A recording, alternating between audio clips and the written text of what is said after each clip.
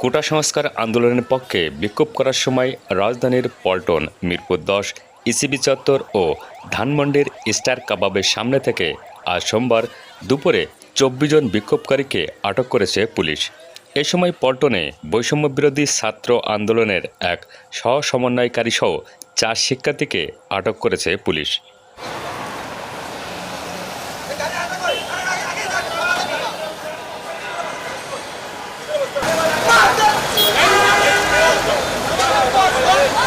বৈষম্যবিরোধী ছাত্র আন্দোলনের পক্ষ থেকে সামাজিক যোগাযোগ মাধ্যমে বিক্ষোভ কর্মসূচি ঘোষণার পর আজ রাজধানীর কয়েকটি এলাকায় আইনশৃঙ্খলা রক্ষাকারী বাহিনীর অতিরিক্ত সদস্য মোতায়েন করা হয়। গোয়েন্দা পুলিশের হেফাজতে থাকা বৈষম্যবিরোধী ছাত্র আন্দোলনের ৬ জন সমন্বয়ক গতকাল ২৮ জুলাই রবিবার এক ভিডিও বার্তায় শিক্ষার্থীদের চলমান কর্মসূচি প্রত্যাহারের ঘোষণা দেন। সরকার পূরণ করেছেন। এখন শিক্ষার সুষ্ঠু পরিবেশ নিশ্চিত করার লক্ষ্যে দ্রুত শিক্ষা প্রতিষ্ঠান খুলে দেওয়ার জন্য সরকারের প্রতি জোর আহ্বান জানাই। সার্বিক স্বার্থে আমরা এই মুহূর্তে থেকে আমাদের কর্মসূচি প্রত্যাহার করছি। এরপরই অন্য সমন্বয়কদের মধ্যে কয়েকজন সামাজিক যোগাযোগ মাধ্যমে আজ বিক্ষোভ কর্মসূচির ঘোষণা দিয়ে এই আন্দোলন চলমান থাকবে বলে জানান। সামাজিক যোগাযোগ মাধ্যমে আজ ঢাকার ৮টি স্থানে বিক্ষোভ কর্মসূচি হবে বলে জানানো হয়েছিল।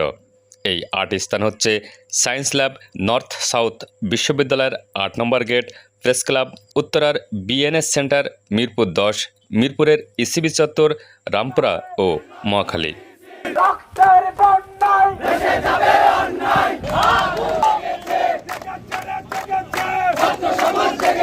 সকাল থেকে এসব এলাকায় পুলিশ মোতায়েন করতে দেখা যায়। পাশাপাশি র্যাবের হেলিকপ্টারের টহলও দেখা গেছে।